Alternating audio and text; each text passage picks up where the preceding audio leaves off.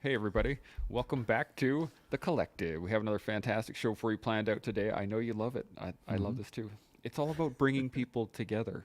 See, it It's has it's layers. grounding us as a group. 100%.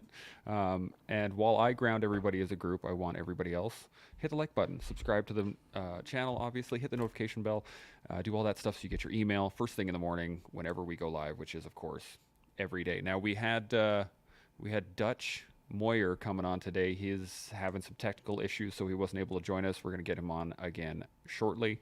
Um, but, I mean, also, Seb. Thanks for jumping on, Seb, and it's not even a Monday. It's fantastic. Thanks for having me. Yeah. I got no Anytime. life. We're gonna get our fill of Seb for over the next 4 days. That's true. Oh yeah, gonna be good. lucky Yeah, us. Yeah, nice. Us, that's Then I'm right. at Scottsdale. Oh, look at you go. Going You Metallica, are baby. Metallica. you So- are the man. 2 days of 100%. Metallica. Friday and Unbelievable. Sunday. Now the topic for today is going to be time, 24 hours, the clock, the ever encroaching thing that never stops. I guess it's all the way I was going to put it. But I have just kind of a general definition, I guess, not really definition, but like where time kind of first came from, and then we can discuss how we all have the same 24 hours and we all get different stuff done. So. Here we go. Apparently, the reason that there are 24 hours in a day and 60 minutes an hour is because of the way the Egyptians and the Babylonians divided up the day. And they used a base 12, base 60 system, respectively, in order to make it easier to count on your fingers. And they used that through all sorts of different things, like measuring shadows and how they all put it all together and stuff like that. But basically, what we're talking about is how fast we spin around the sun and how fast the planet spins on its axis. That's really about it in terms of what time is measured in. But we all have the same, give or take, 24 hours in a day. So, what are your initial thoughts on time? Seb, I'm going to come to you first and how you look at time. Bergson described it best by saying it's a very useful oversimplification when he describes time in relation to, the position of the stars and how we've divided time. So I have a love and hate relationship with time. Just on account of, sometimes it feels like we don't have enough of it. But if I conduct a deep introspection, I will often find that I didn't use or maximize or optimize the time as I should to accomplish certain things. So it also, because it's finite, it also lights up and should light up some sort of fire under us to make things happen quicker and get to them, expeditedly, so to speak. Yeah, that makes sense. Sean, what do you think? I'm gonna cheat. I rarely refer to notes, but I'm referring to my notes of about 20 minutes ago. Actually, 22 minutes ago when I posted this up to Instagram. Time. It's not 20, it's 22. 2 minutes count. And so here we go. Today's discussion over on The Collective is about 24 hours of time, or about time. And then I just simply quoted something from one of the Matrix movies. It's a classic scene with a Merovingian. Merovingian. To Neo. Something to eat, drink. Of course, these things are contrivances, like so much here, for the sake of appearance. Neo, no thank you. Merovingian, yes, of course. Who has time? Who has time? But then if we never take time, how can we have time? One of my favorite quotes from that movie series. There's several, but that one's a classic. It's a classic for many reasons, because each character is playing a specific role, and within that role, each character is making a point. And depending on how much you study that moment in the movie or study the moment in your life, is now a new dawning of what is time worth to you. If you don't take the time if you don't value time, time isn't a construct. Just like the watch on my wrist, it's a bauble unless I pay attention to it. It's a frivolous piece of metal unless I'm tracking it. If I'm not looking at my watch, why am I wearing it other than to impress others? Well, if I'm trying to impress myself nowadays, I keep a constant eye on this watch. I keep a constant eye on time. When I was a young man, time didn't exist. It was just me doing me the best that I could. But now that I'm this age, time has such great importance. I can't get back the time that I've lost. All I can do is use the time that I've got wisely. That is quite the statement, and there's a lot to unpack in that. I think that is really crucial in the fact that just the one statement that we never have time unless we take time, and I think that is one of the few things. And I'm sure you guys have heard this. I've heard this many times. I've said it many times. I don't have the time. But do you? Do you actually not have the time? One of the things that really clicked in my head in terms of this subject was over lockdowns during pandemic, and everyone was saying, "Oh, I never had the time to work out, or I never had the time to do this, or eat healthy, or whatever, so on and so forth." And then all of a sudden, everybody had the time. Everybody had the time, and you got to see the difference between having the time versus having the desire or the will to actually do the work. Any thoughts on that, Seb? I see you nodding like, yep. Yeah, I mean, if we make an analogy, well, I mean, with jiu-jitsu, just because it bears on this conversation, but when people ask me how many times a week should I be training when they start and they've never done jiu-jitsu before, I'm like, I'm not going to tell you to train 3 or 4 times a week. What you do is go train once a week, and once you love it, you watch time appear, because now you're reprioritizing your essentially your priorities. And so it's really, yes, time is constricted, but we're wasting a whole bunch of times in a whole bunch of different areas. And once something becomes truly that important to you, you reprioritize it, and then you see all this time. You can do it at 4 o'clock in the morning, you can do it at 5 o'clock in the morning, you can do it at 9 o'clock at night. It really doesn't matter. But I remember a time when I first started, tied up the white belt around my waist, I was training 1 time a week on account of time. And yet, as a brown belt, I was training twice a day, 7 days a week. And I was as busy as I ever was. How did that happen? I made a decision. I was going to take the time. I like that. Sean, thoughts? Yeah, time kind of folds back into, not time folds, but it folds back into our conversation of yesterday where we were talking about grit. And in my opinion, grit is a good combination of perseverance and passion. So you got to be passionate about what you're doing. You got to have the perseverance or the consistency over a long period of time to understand what grit is. So if you're on the BJJ mats 1 night a week for a year, you're not gritty yet. You don't understand grit. But if you dial that intensity up so you're on the mats more frequently in that first year, now you're on the mats 5 days a week, we'll call it. Now you're getting a bit closer to grit because now you're persevering some more. And through that perseverance, you're starting to better understand how passionate you are about the mats. It's easy to be passionate about the mats when you're dabbling. And I'm not saying 1 night a week is dabbling. I'm just saying in context of 5 nights a week. No. And so 5 nights a week is a whole different game. And if you're doing 5 nights a week, you've probably got some passion for the sport because it's a hard sport. And some mornings when you wake up, you don't want to go there that night because you're a bit sore. But the passion will push you through and help you persevere throughout that year. So at the end of the year, what do we have? We have someone who's done about 250 sessions in a year versus someone who's done about 50 sessions in a year. We don't have to talk about the order of magnitude difference. What we do have to talk about is how someone used their time more wisely in a subject that both parties identified as, that's my jam. 50 versus 200. And the person who did 50 sessions on the mats in a year, it could still be their jam. And they could still feel that they're really in the game. But I think that you don't understand the game of time until you start condensing the day, until you start taking the day and filling it with a lot of things, or filling the week with a lot of BJJ. I've never done a 24-hour solo BJJ World Championship, but I would. And I know I wouldn't win, but man, can you imagine what your perspective would be of time after 24 hours of nonstop rolling?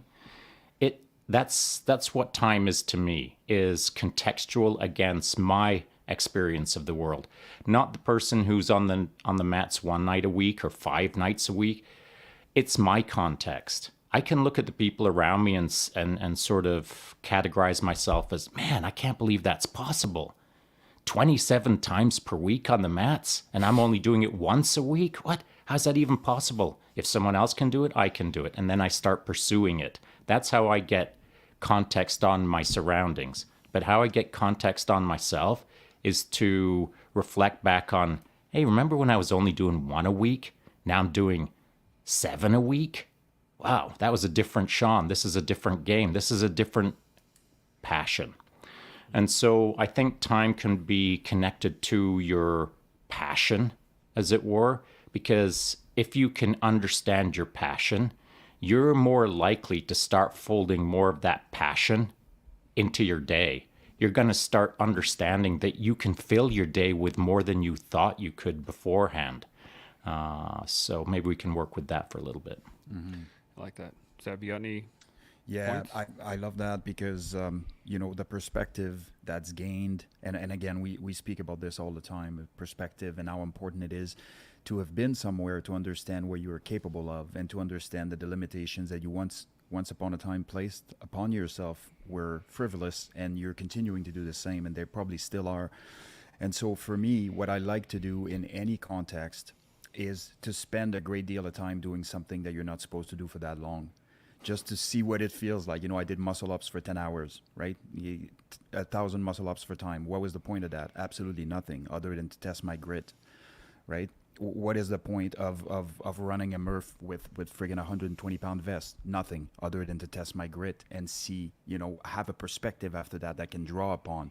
And so it's good for time, but it applies for absolutely everything. How difficult was the endeavor that you took on? So, for example, to Sean's example, with respect to BJJ, you're a blue belt, for example.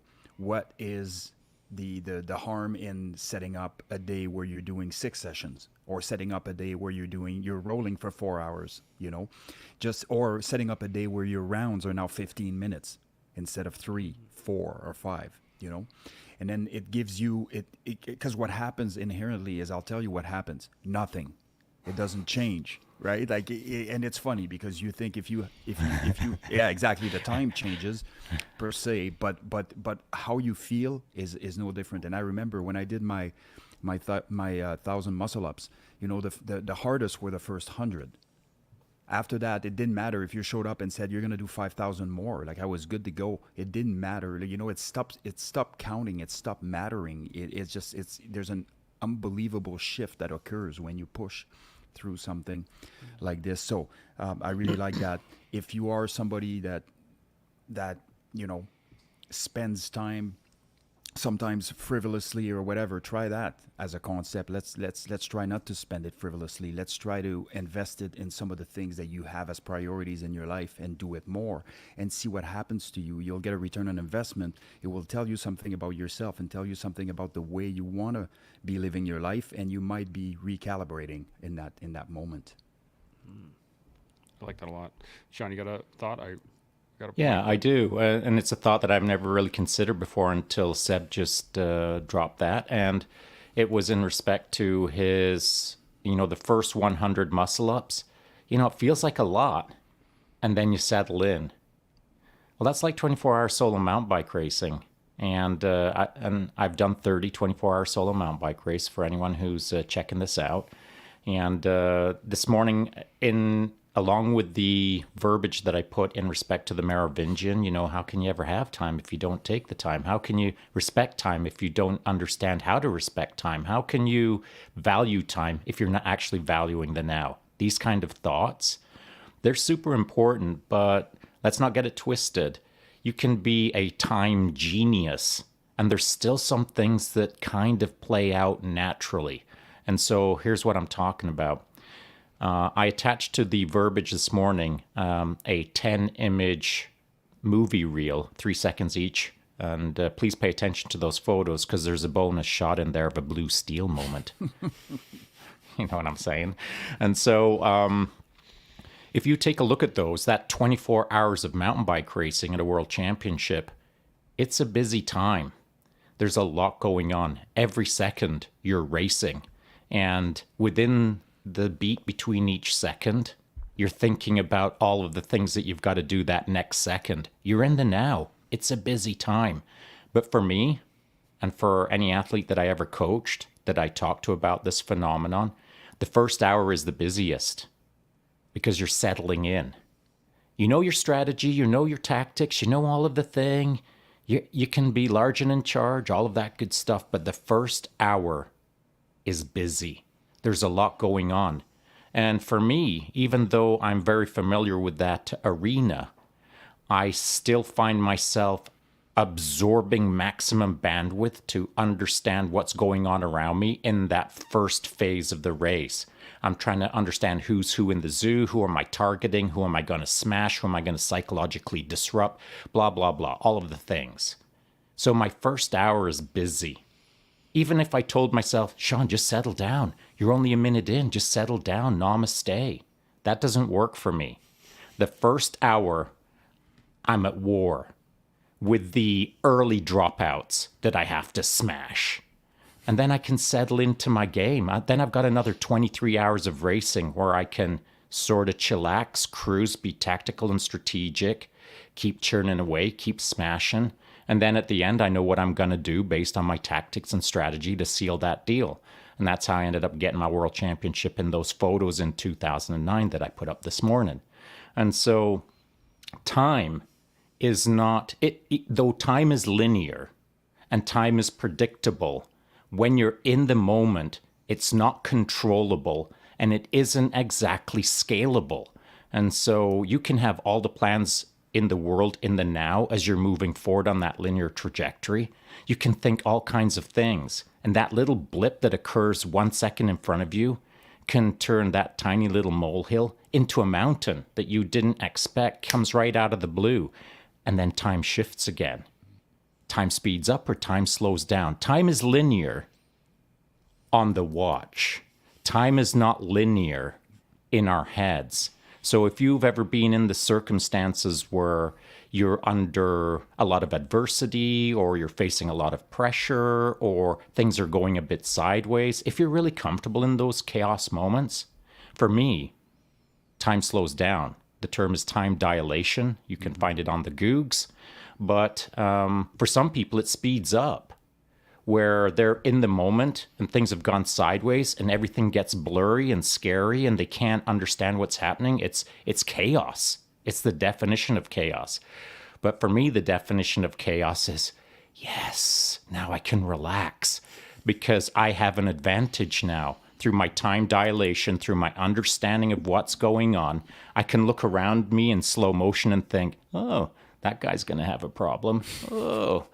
And so time is for us to control. The watch will never change, but we can change how we observe the watch. And that's the end of the show, everybody. Thanks so much, Sean. And we're done. There, okay. All right. Well, I know you had a few things to do, Seb, so I'll talk to you tomorrow.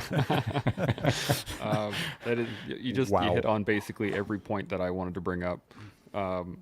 And it actually I'm going to go back to jiu-jitsu with this one, but in terms of what you were just talking about, in terms of the experience allows you to experience that time dilation. Right? If you have no experience, then you don't get to experience that dilation. Everything becomes shorter. And I was just imagining this happen, or not imagining, I'm just remembering this time on the mats where I had a white belt and I was going really slow, right? And I was like, moving from one position into the next, and I'm taking my time and I'm being methodical about it. At the end of the roll, they were like, man, you were just so fast. I couldn't stop anything. It was just all of a sudden this would, and then this would happen, and then this, and that's experience, right? That is the ability to take that time and utilize it well, at least in my mind. What do you think, Seb? Well, I mean, there's an added factor there, which is stress, right? And stress distort time. So if the person is a brand new white belt and they're in full out survival mode, time is going to be a very strange concept. But that's good because that's the rite of passage to be where they want to be eventually, right? And I think that's a plus. It will teach them. It will teach them. That'll give them the perspective that we were talking about earlier, for them to have the ability to look back and how they reacted to certain things, or how stressed out they were in certain situation, and how they are now. So keeping them moving forward, understanding that that white belt evolution occurs at brown, purple, black. It doesn't matter, right?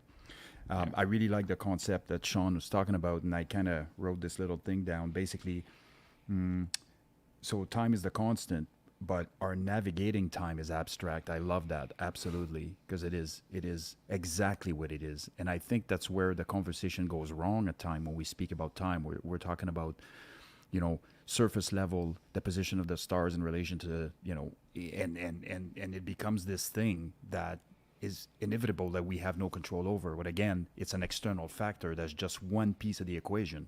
The rest of the rest of the things that need to be factored in are comprised of you, essentially. And we tend to do that with a lot of things. We tend to, put a lot of value in external things and be less introspective and less focused on making us work around those parameters, which are our constant, whether it's time or anything else. I like that. Sean, you got anything to add?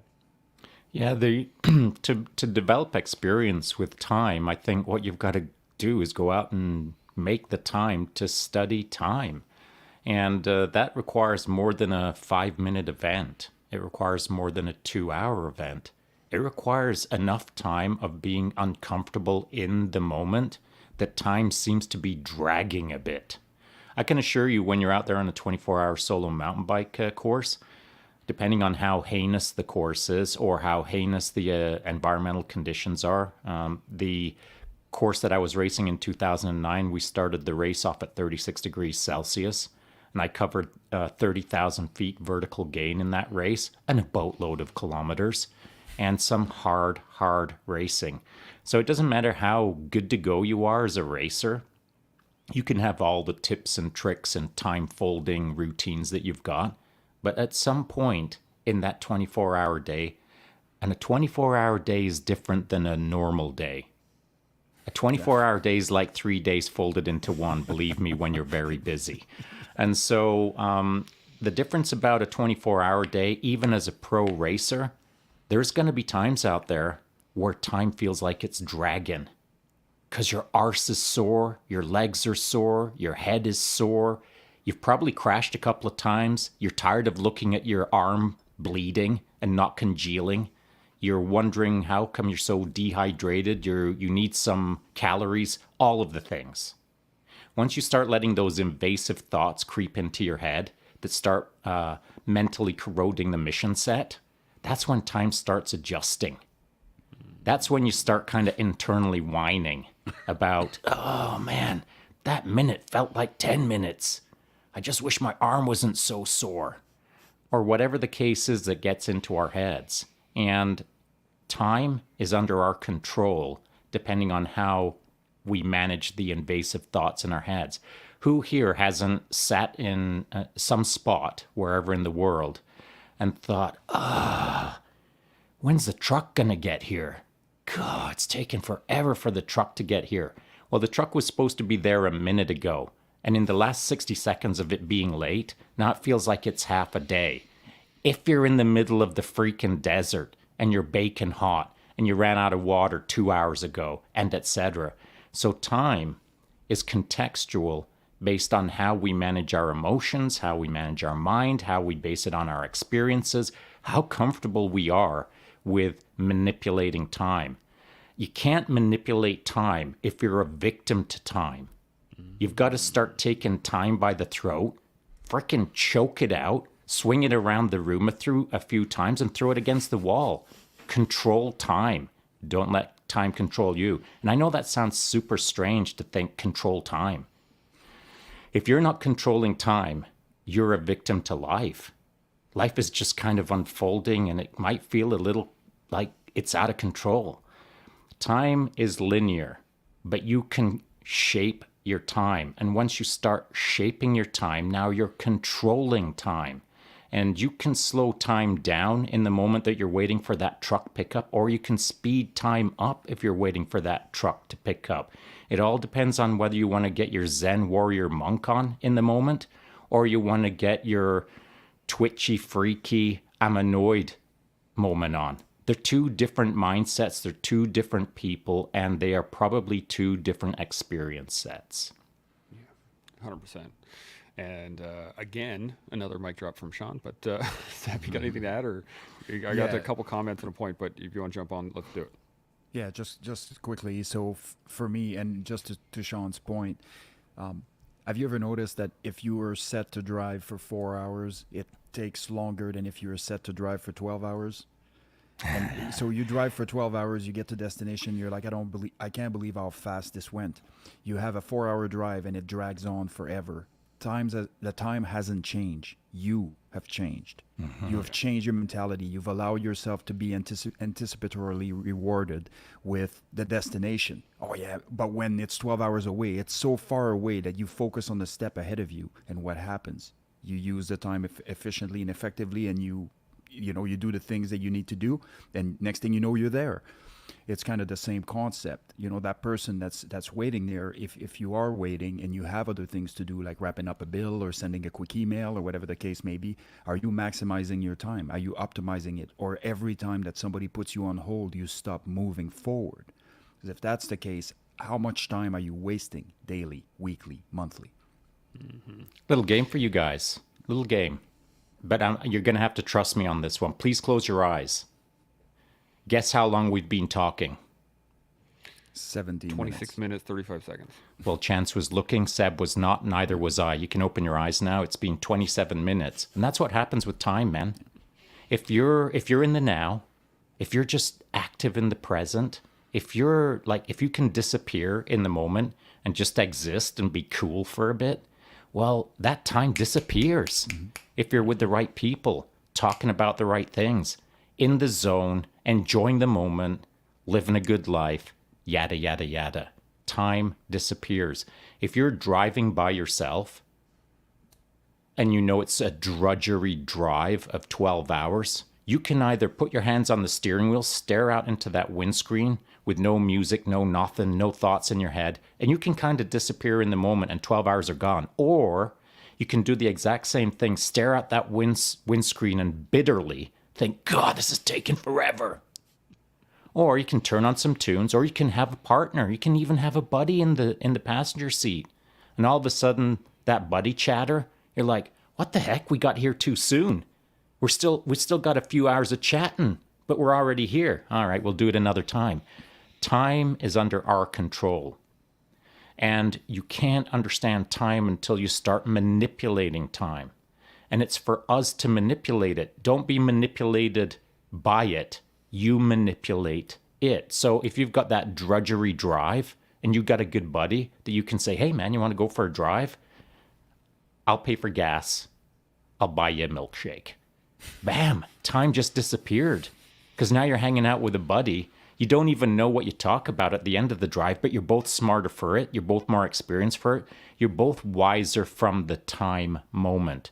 But if you do it without thought, if you do it without intention, if you do it without the goal to shape your time, then time is lost.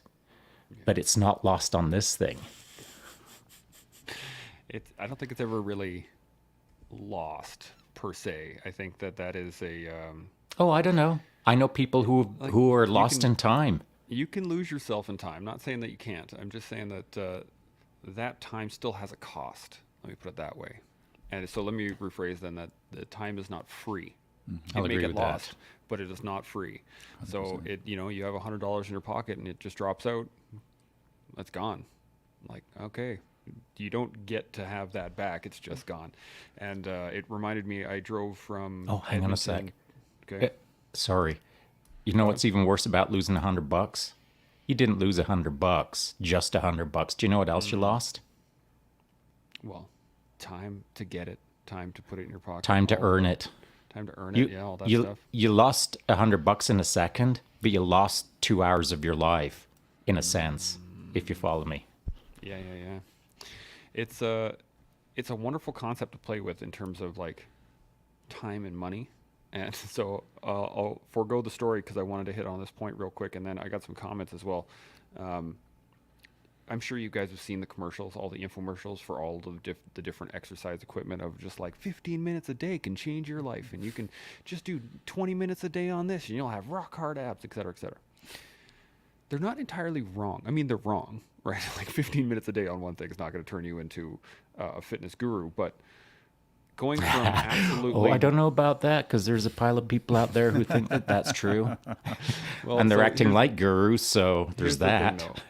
15 minutes a day from zero exercise to 15 minutes a day will change your life, and that will completely invigorate your sense of time. It'll reinvigorate your sense of who you are, what you are capable of, all these things. And I think there's similar to when we were talking about grit was the fact that, hey, you've done one thing 20 years ago. That doesn't mean you maintain that grit throughout. And it doesn't mean if you use your time wisely for a certain amount, a period of your life, and then you don't afterwards. Doesn't mean you're just good with time. It's a continual process. What do you guys think on that, Seb? Yeah, absolutely. I mean, it's, here's the way I look at time now, and perhaps you can credit this to me being older, and because it seems to be that as soon as you pass a certain age, you start realizing how important it is, and we've had this conversation over and over again. But here's how I look at it now. If I was to take an hour of my life that I will never get back, what do I want it to mean? And so it's easy to say, well, I'm going to exchange an hour of my life for $55, for example, because you have to go to work. And I'm not knocking having to go to work for an hourly wage because we don't have a choice. That's the matrix that we live in. And yes, sorry, you do have a choice, but most people will remain in that, including myself, because there was bigger things at play. So it wasn't just about the money. There was other things at play. So those have to be considered. But, I look at it, somebody gave me $75. I gave them an hour of my life. I'll never see that hour of my life back. So if I said to you, we're going to take this hour of your life and put it at the end of your life when you're on your deathbed and you have your kids around you, how much was that hour worth? And I'm sure I've made that analogy on the show before, but I pretty much forget my own name. So so I'm repeating it. But once you start looking at time that way, if this was the last hour of your life, what would you be doing with it? And I'm not suggesting that you necessarily need to, go the complete opposite direction, but it gives you some perspective that you can draw upon to use your time better, and to learn to manipulate it better. Yeah, 100%. Sean? Well, I 100% agree, and maybe I agreed with you last time you said that, Seb, but I also forget. That's the benefit of a daily show, right? We just keep talking about. But you know some of what's the same really things. interesting about that? And we've never talked about it before. I've never brought it up before because we're kind of joking around to some degree. But the beautiful part is if you're running your life well and you value people's time and you're engaged in the moment, I don't care whether you've said that before or not, buddy. Because when you said it then, it was legit. When you just said it now, it was legit. When you say it in the future and we've both forgotten, it's still legit. And I think that's the really important aspect of how a person runs their life, how they run their program. If you're putting good out into the world, then your time is valuable. And look at what we're doing right now, the three of us podcasting. Do you know how much money I'm making right now? I'm losing money as I do this every minute. And so, right? We all are. And so the money that we're losing right now is worth it to me because what we're putting out is valuable for others. And so that's another way to view time. As Seb said, if he's giving someone an hour of his time, as a transfer of energy. That can be in the form of money, or it could be in the form of a reciprocal time favor, or whatever the case is. But I don't run my life like that anymore. At 60, as Seb said, as you get older, time becomes not only more valuable, but your relationship with value changes. Your relationship with time changes. And so I want for nothing now. I don't need the money. What I do need is time, but I can't get any time back. So the time that I have left is invaluable to me. And I will not give up an hour of my time to someone who doesn't respect my time, doesn't value my time, isn't interested in my time. Why would I do that? Because again, my time now is invaluable versus even just 10 years ago when I was 50. When I was 50, I had a so attitude towards time and value. But now I am carved in stone. My time is worth more than any money in the world, to some degree. So I think that your relationship with time in your early phases of your life will be different than your later phases in life. But don't get it twisted. Even if you're a young buck right now and you're looking at time and thinking, well, those guys are talking about I got all the time in the world to figure out time. You don't. Start understanding your relationship with time right now and what it means to you and how to value it more appropriately.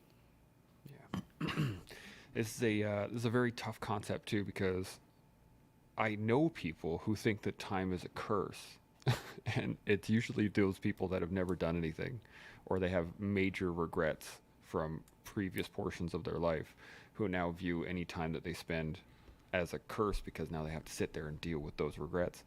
But it's actually kind of interesting in my mind, is that, Seb alluded to it, was there is a quote, I can't remember which Stoic said it, but you could leave this world right now. Let that understanding teach you in the moment, kind of deal, is that you literally could. Most people don't think about this, and that you could get hit by a bus, right? This hotel could have a gas leak and explode, right? Like, it doesn't matter what we think could happen or we could predict into the future. Who knows? There are lots of people that just get randomly hit by buses. There are lots of people who just have a brain aneurysm and die. Done, right? So these things do happen, and we've had to chat about mortality another time. What I would like to get into, I'm going to get these comments here in a second, but as it regards to peak performance, I want to come back to this because this is the weekly topic, but you guys are both have lived the peak performance lifestyle. How has your We have. mindset- you Hang on a have- sec. Let's have. get in the present. Well, okay, you're right. You do. Good call. Thank you very much. I appreciate the clarification. You guys do live the life of peak performance. So how has your mindset now shifted from when you did early in your life to now? Seb, I'm going to start with you. An ambush. You know, I truly believe that I was pretty aware. So mortality and finiteness of life was a real reality for me through my entire 25-year career. So I'm gonna say I was fortunate to have a set of circumstances that didn't let me forget. It was impossible for me to forget. It didn't make it that I didn't make some mistakes. I made tons of mistakes along the way, which included misusing my time, misjudging the time that I spent doing certain things, not doing the things I should have been doing at the time at which I should have been doing them. And you can reach whatever your version of peak performance is in any context and still not have done it 100% right. And I think that's an acknowledgement. And for me, I truly started valuing time in my 40s. Like when 40 hit is when really there was a paradigm shift, so to speak. So one of the things that has been quite apparent to me now, I'm listening to Mike Tyson throwing all kinds of wisdom now. Like Yeah. and you look at this like what, Right. 20 years ago or whatever. That guy Indeed. was so angry at the world. The only thing he could throw was punches, right? Yeah, he's done a 180. He has, and so, but this brings me to another piece. It's almost, and this is philosophical in nature, but it takes time. It takes time for this to happen, and it really is difficult to teach these moments to people that are younger, because just like us when we were younger. If somebody told us that, we would have been rolling our eyeballs looking at the inside of our brains. And so, how do you convey to people, take 30%, 10% of what we are saying, and it will make you 10% better than we were at your age, in the time frame that you were in. And so it's cool. We're putting all this content out there, and the goal is to help people negotiate their lives with a different outlook that will help them optimize their performance. But it's almost an individual journey where that realization comes to be real. And so if I had anything to say with respect to any conversations we're having, including time, even though it's a bit of a departure from what we were talking about, take 5, take 7, take 8, take 10% of what we're saying and apply it to your own life right now, even if for you it doesn't exactly make sense in the moment. Because otherwise, we're going to have these super insightful conversation with a ton of knowledge being dropped, but the receptor or the receptacles are not ready to receive the message, right? And that happens, then we're just old guys talking about the old days and how wise we've become over the years. Anyways, that's the point I wanted to make with that. I like that. Sean, Save yourself you got some any time. thoughts? I agree, man. That is it. That is precisely it. That's what I would have needed to have heard when I was 20. That's what I would have needed to hear when I was 25. What Seb just said, and it's hard as a young. I'll say for myself, as a young man, it was hard for me to understand these broader or higher intellectual order levels of thinking in respect to the philosophical approach to life, the philosophical approach to time, how to run your life to its fullest. It's maybe fullest is the wrong word, fullness, whatever that means to you. And one of the aspects of time that is important, as I've said, you want to understand time, go race for 24 hours and experience every single second of a day so that you know what 24 hours feels like, actually, if you've never felt a full 24 hours and what you can put into a day. I've been in races where I've spent more time on my saddle than some people have spent on their bike in their entire lives. And that's just the way it is, man. Contextually, I've raced a lot, I've ridden a lot, but that doesn't mean that I'm the best rider in the world, because I'm not. There's people who are orders of magnitude better than I am in their specific genre of racing. And so if we're talking racing mountain bikes, or we're talking throwing javelins, or we're talking about any industry, any sport, any hobby in the world, your sense of time will come through the lens of how much time you put into that time. If you are, as I said, I use the term loosely, dabbling on the BJJ mats, if you're just touching it every once in a while, you don't understand time on the mats. But if you spend an entire day on the mats, now you understand time on the mats. So how much you invest in your understanding of time is literally based on how much time you spend thinking about the time on that in that particular moment. I do. It's been a fantastic conversation, first off, and I do have a couple comments here. Any thoughts on that, Seb, before we jump forward? No, Sean's on fire today, man. Let's go. It really is. It's I had half a coffee. So Winterstorm jumps on. First thing, he says, "Good morning, everybody. Good morning. Good to see you." John Minari said, "Love the guest." There you go, Seb. John Minari loves you. Thanks. Who doesn't? Right. Dave Kerbin jumps in here, says, "Sean, you had a great post a while back about time dilation. I had a very interesting experience while being first on scene to a bad car accident one night and running to the first vehicle. It was as though time was in slow motion, and my dress shoes were crushing over the broken grass on the highway, and I heard every step very profoundly. Those smaller minutes in the grand scheme of time, I still replay back in my head, and it replays in slow motion every time." And that's a great point, because there are going to be times in your life that feel like yesterday, but they were 15 years ago.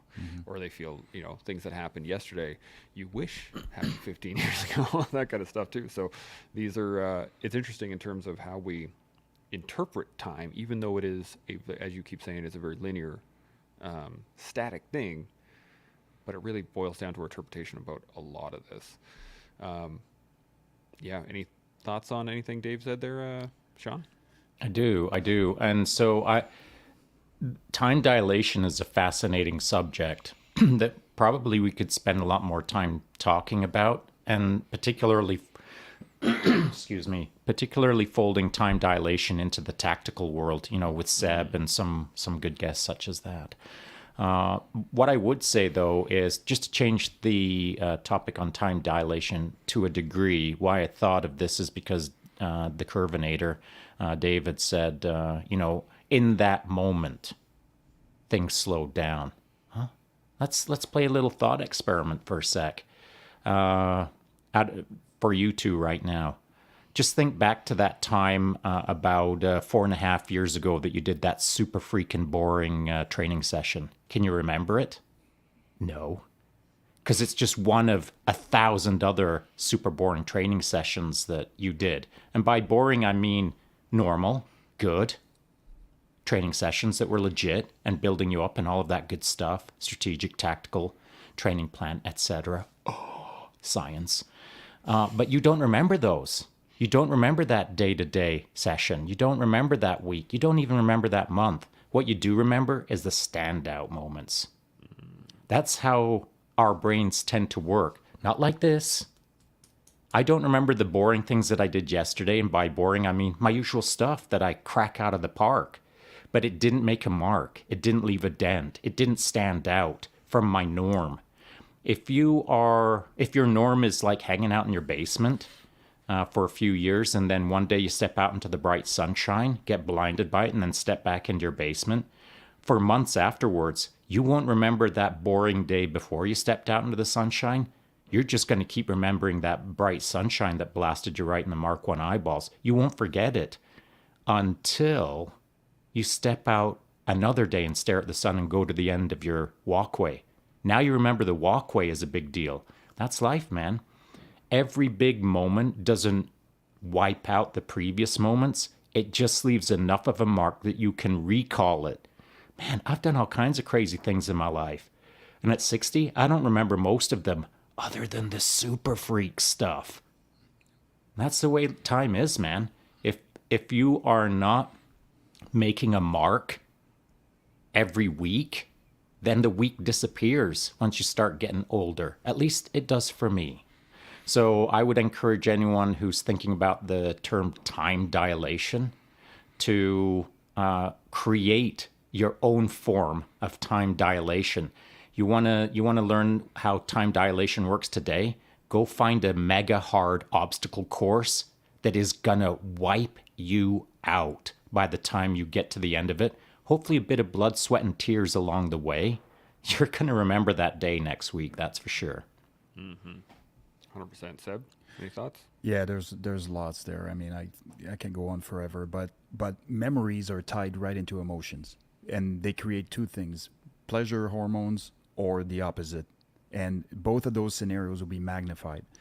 So it's a dangerous game to play from humanity's standpoint, on account of all the things that are truly meaningful along the way are not really accounted for, because we're waiting for the big event, either event that unfold for us that make us feel good, or event that unfold that makes us feel bad.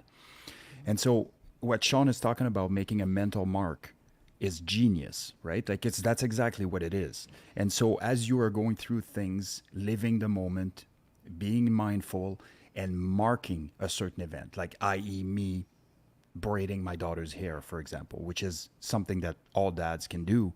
But every time I did it, it brought me an incredible amount of joy. And when I separated, it was the one thing that I missed the most. Not the big things, not the going to Disneyland, not the, And so, but the more you're able to mark the things that you appreciate, that you are grateful for, when something happens and adversity hits, you have that bank of things that you can look back on. Whereas if your last big event was 6 years ago, as far as you're concerned, you might as well have been hibernating, because nothing happened over the course of the 6 years after. So now you're not using the time wisely, on account of you have not made a mark on the little things that are meaningful to you along the way. Dang. Again, mic drops left, right, and center, man. Like, just, I don't even know if I should. Dude, we should get some warranties on these mics. We really should, because we're dropping them left, right, and center. I'm actually we are running out of time, and just because I also have timings and Seb's got timings, so I think what we're gonna do is get into some final thoughts here on time, so that we nobody runs over time right now, and we can carry on the conversation. You know what we might do, because I think this is a very deep subject that we could spend a lot of time on. Is we can re-engage this conversation tomorrow, and then we can actually get Chris in on this, and we can have that larger conversation. I think that'll be awesome. So that's what we'll do. Any final thoughts on anything we've gone over so far, Seb? Yeah, man. You know, I don't think I can emphasize this enough, but be selfish with your time. Be selfish with it, but yet give it away for free to anybody that deserves it, that means something to you, a person that's you have a reciprocal relationship with, that brings something to your life, or endeavors that bring something to your life. And so for me, I will be very stingy with my time on certain things, and yet if a friend is in need or whatever the case may be, then time completely disappears. I will make everything, I will do everything that I need for as long as I need to do it, regardless of what the outcome is, provided that person has incredible value within the context of my life. And you can extrapolate this on all the other things that we do, endeavors and things that are, that are in line with the mission that you have set for yourself. But for the opposite, we got to learn to have those boundaries, and those boundaries have electric fence around them. You touch that and you burst in flame. Well, on that note, I do really appreciate all the time that you give us and the collective, because it is truly, truly appreciated. Sean, final thoughts? I agree with Seb. Selfishly value your time like it's a king's ransom, like it's a platter of jewels. And if you're giving away some of your time, it needs to be valued by the other party. That's how you understand the value of time. Value your own time, and then give away your time to someone who values time. If someone doesn't understand time, they ain't gonna get my time. They may initially, but that time starts drying up once I understand that they either A, don't understand time, or B, don't respect my time. Time is energy. Time is a commodity. Time is an exchange of goodwill to some degree. When I'm giving away an hour, kind of like I am right now, it's my job to also enjoy the time that I'm giving away. I wouldn't give it away unless I thought it was valuable, and it's my job, while I'm trying to be valuable, to try and enjoy my time doing it. 100%. I apologize about the cameras right now. My computer is starting to die for some reason, so we'll just go from there. The one benefit I do want to just throw out there is that I would love to do a 24-hour rolling session. That would be friggin' amazing. Yeah. So I'm in. Yeah, everyone has we those should set that up. thoughts. Thoughts are good. Thoughts are good. Let me know when you've done it. We can Roger do a that. fundraiser. That's Hey, what I was Mr. thinking. Burles, I tell you what, if you start a fundraiser, I'll travel to Edmonton to come roll with you for 24 hours. Friggin' standing. I will do I'm in. that 100%. Well, as we all learn how to manage our time wisely, we can then build upon those time slots and grow into the person that we're meant to be. And you can do that with us every day here on The Collective. We'll see y'all tomorrow. Chimo. Chimo.